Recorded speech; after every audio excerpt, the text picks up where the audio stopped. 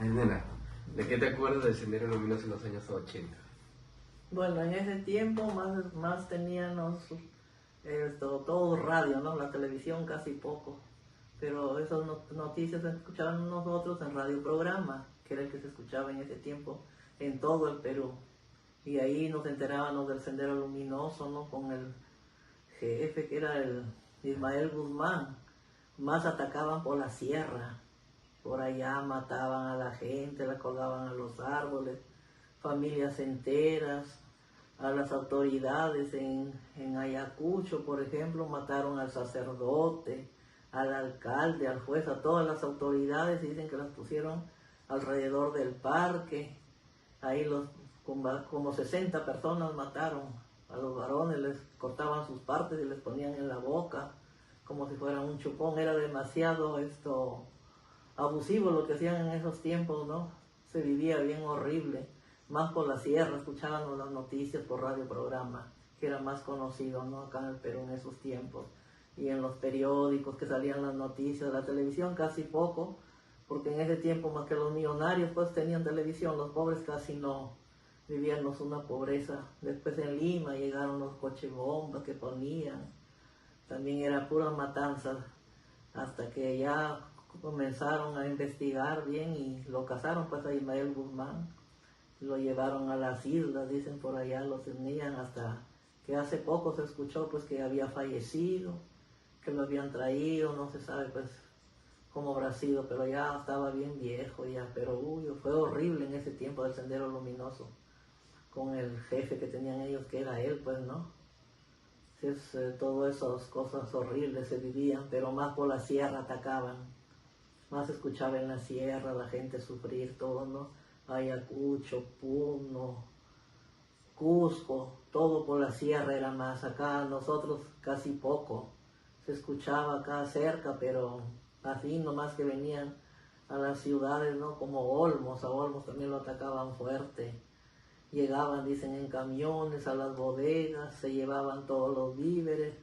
Y si los dueños salían, los mataban, todos tenían que quedarse calladitos, se llevaban el ganado en camiones. Era mucho abuso, eso era lo que vivíamos. Nosotros hemos venido a descansar con el presidente de Fujimori. Ahí ya se ha acabado el Sendero Luminoso, se ha acabado el terrorismo. Ya recién hemos venido ahí a llegar a la calma, ¿no? Eso es lo que yo... Comunicaciones, el Ministerio de Agricultura, pusieron una dinamita en las puertas de la Telefónica del Perú, asaltaron el horno de la compañía Otoyo, se llevaron dinamita, se llevaron flechas, se llevaron fulminantes, crearon un caos en la población y se fueron, ¿no? Dos veces discusionaron el año. Eso hacía que la familia tenga una incertidumbre y vivía pensando que mañana pueden ingresar, mañana matan al alcalde, le matan al familiar. Muchísimas veces nos han volado las cosas de alta tensión y nos hemos quedado sin energía eléctrica, montaña y toda la producción de Chiclayo. Muchas veces yo tengo que arrendar en otro lugar, dormir no en mi casa, sino en otro lugar para evitar ser victimado por ellos, ¿no? Dos veces me corrieron a balazos en mi camioneta desde Chiclayo, la que salía, llegué súper nuevo y me pude guarecer en la otra vez yendo a YouTube. Gracias a Dios lo he librado, pero siempre en la familia, cada vez que conversábamos, nos reuníamos, decían, ¿cuándo acaba este tema? Yo vivía alejado de la familia. Fueron 9 años difíciles, porque yo fui el padre 9 años consecutivos. Y estos años fueron años muy difíciles para mí y para mi familia también.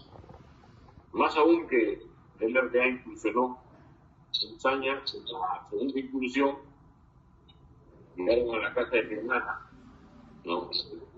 Luego a la casa de sus suegros, en la misma noche, por la administración, una camioneta de la señorita Andrea González Correa. Pensando que yo estaba ahí descansando. Como no me encontraron, hicieron todo ese ejercicio y les causaron un daño económico a esta familia González Correa. Y mi hermana, aquí me la interrogaron y le preguntaron por mí, que dónde estaba, que me iban a matar. Bueno, pasó largos años para que mi hermana pueda perder ese miedo de que le influyeron estas personas. Está bien, tío, muchas gracias. ¿Qué recuerda usted de cómo se vivió la época del Sendero Luminoso en los años 80? Bueno, en ese tiempo, casi todo el Perú vivíamos un tiempo de pánico, de miedo, porque el Sendero Luminoso estaba pues a nivel nacional, ¿no? A veces decíamos que tal vez estaban solamente por Lima o esos sitios, total, ¿no? Habían llegado a los diferentes pueblos. En este caso nosotros somos de Amazonas, habían llegado para Mendoza y creo que se pasaron también por el pueblito donde vivíamos, y los que han tenido contacto decían que se cogían los carros o llegaban en la casa y obligaban a que les den de comer, obligaban también a los carros a transportarlos de un lugar a otro, pero sin decir que no, ¿no? Lo que ellos dicen tenías que hacer por miedo de morir, o por miedo a que te llevarían tus hijos, porque también se llevaban a los jóvenes, especialmente los que más o menos sabían que tenían rendimiento, son más inteligentes, digamos, se los llevaban. Y si alguien se rebelaba, los mataban como perrito, sin reclamo de nada. ¿Y cómo afectó esto en su familia? Bueno, así en la familia muy poco, pero siempre vivíamos con pánico, ¿no? De que de repente te pueden llevar tus hijos, te puedan visitar en las noches. No podíamos abrir la puerta así nomás porque teníamos miedo.